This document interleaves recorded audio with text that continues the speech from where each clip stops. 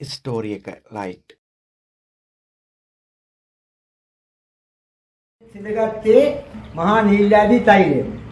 මේ නිල්ලාදී තෛලයේ තියෙන ගුණ තමයි ඕනම සිරස රෝගයක්, කොටු කබ කඳුළු ගැලීම, නේත්‍ර දුර්වලතා, ඇස් පේන්නේ නැතිකම, කොණ්ඩේ ඉදීම, ඊළඟට හිතකෙස් වැටීම ආදී විවිධ සිරස රෝග වලට සහ සාමාන්‍ය මේවා තුවාල වලට දාලා ඇත්තටම සුවයක් ලබන්නත් පුළුවන්.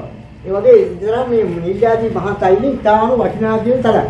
දැන් අපි වෙළඳ පොලේ ගන්නවා අපි තෙල් බෝතල් රුපියල් 4000 විතර වගේ වෙනවා.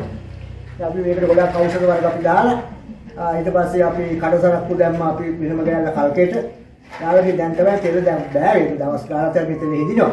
මම දැන් සති දෙකක් විතර තිස්සේ තමයි මේ තෙල් කටයුතු අපි කරන්නේ. සෑහෙන මහන්සියක් අපේම අපි කරලා තියෙනවා. ඉතින් මේ දැන් අපි මේක සකස් කරලා දැන් අවසానයි.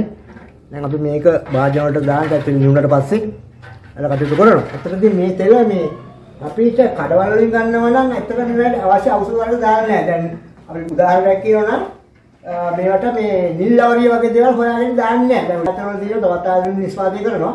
අතන මේ තෙලේ වල ගුණාත්මක භාවයක් නැහැ. නමුත් අපි මේක අපි හිඳින නිසා මේක විශාල ගුණාත්මක භාවයක් මේ ඇත්තටම තියෙනවා. ඒ වගේම මේකේ ගුණත් බලුවොත් ඒත් එහෙම තමයි. ඒ තාමත් හොඳයි. මේ මං කිව්වා ඉස්සර මං කිව්ව රෝග සඳහා ඒතරත් මේ තෙල ප්‍රබලයි. ඉතින් මේක නාජනතාව අතර සෑම දින අතරම තව ජනප්‍රිය තෛලයක් මේ නිල්ලාදී තෛලය කියන එක කවුරුත් දන්නවා.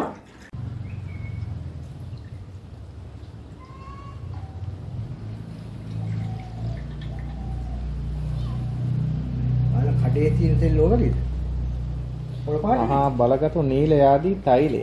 කඩේ තියෙන කොළ පාට නේ. පාරම්පරික දේශීය වට්ටෝරු වලින් නිපදවන බලගතු තෛලයක්.